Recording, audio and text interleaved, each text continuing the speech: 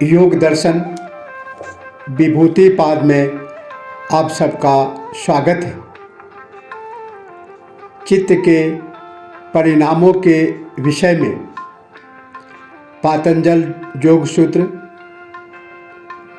9, 10, 11 और 12 का हिंदी अनुवाद और व्याख्या प्रस्तुत किया जाएगा।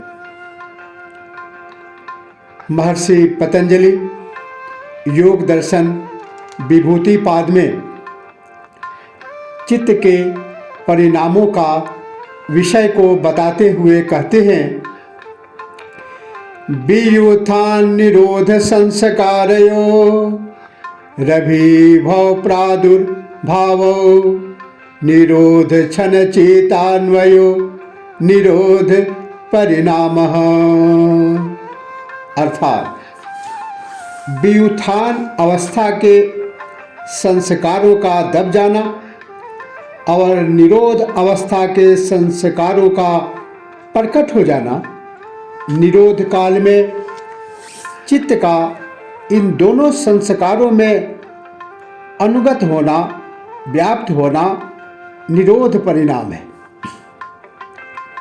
धारणा, ध्यान, समाधि को जब किसी एक ही वस्तु में स्थिर किया जाता है तो उसे संयम कहते हैं। इस संयम के फलस्वरूप चित्त वृत्तियों के व्युत्थान की अवस्था दब जाती है।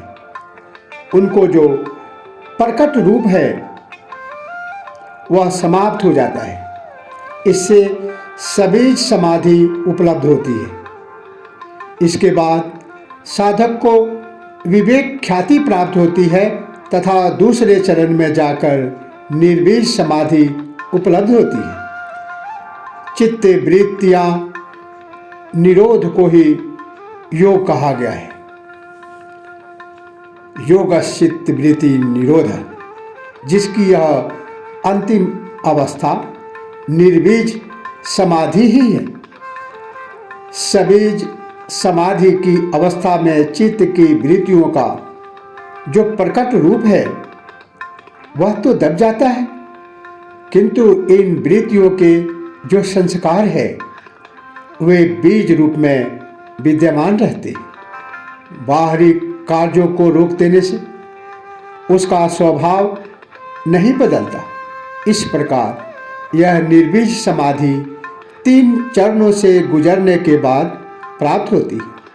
पहले चरण में यम, नियम आदि योग के 5 अंगों के साधन से उसके बाह्य प्रकट स्वरूप का लोप हो जाता है, किंतु मन में उसके विचारों की तरंगे उठती रहती है, क्योंकि मन का ऐसा अभ्यास हो गया था।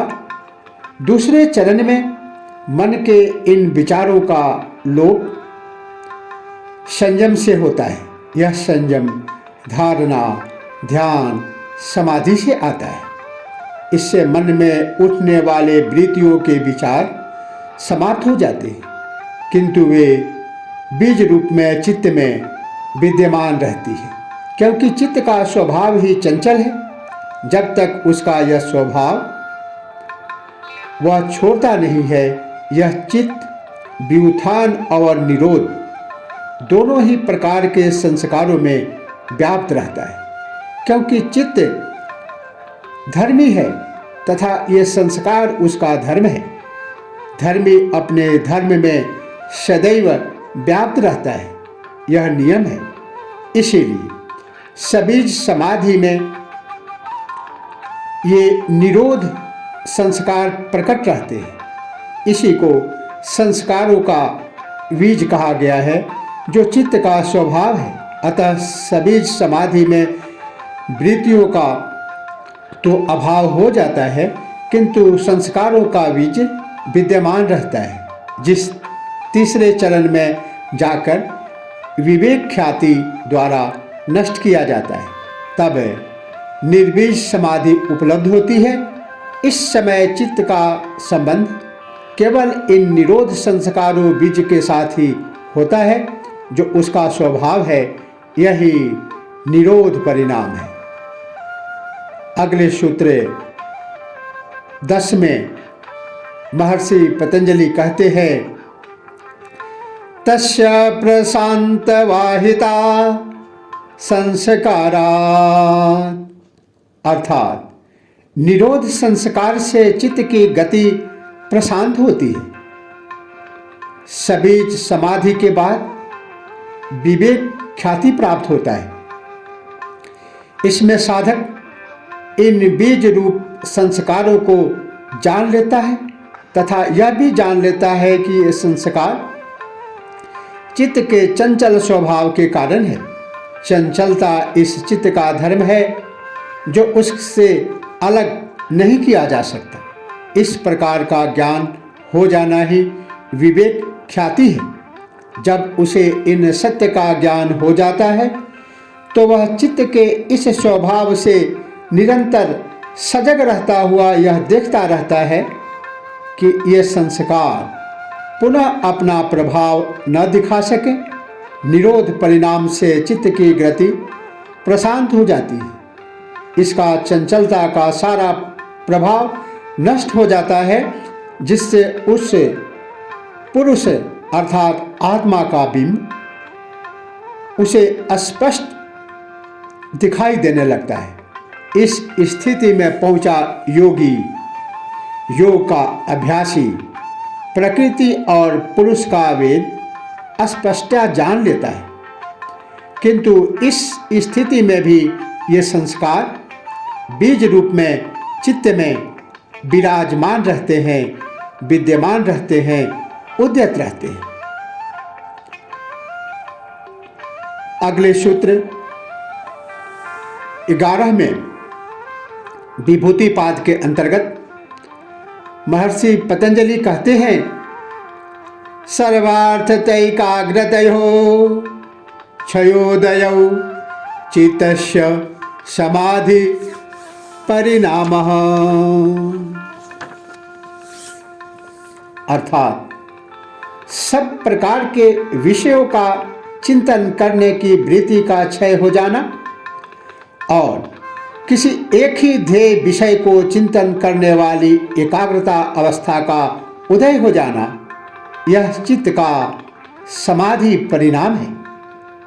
इस समस्त सृष्टि के पदार्थों का कारण चित्त अर्थात महत्तत्व है।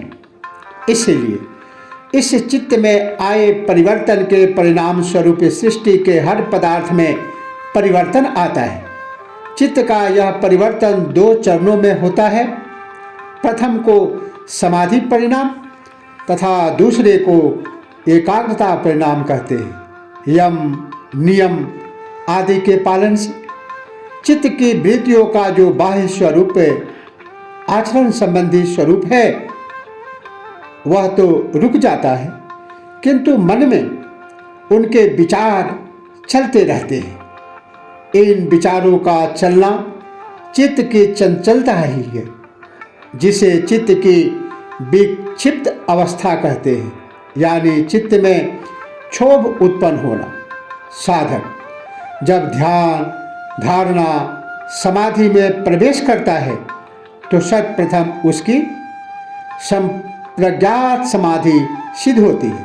इसका वर्णन समाधि पाद के सूत्र 17 में किया गया है। इसके अंतर्गत निर्वितर्क तथा सवितर्क संप्रज्ञात समाधि द्वारा चित्त की चंचलता समाप्त होकर केवल ध्येय मात्र का ही ज्ञान रहता है।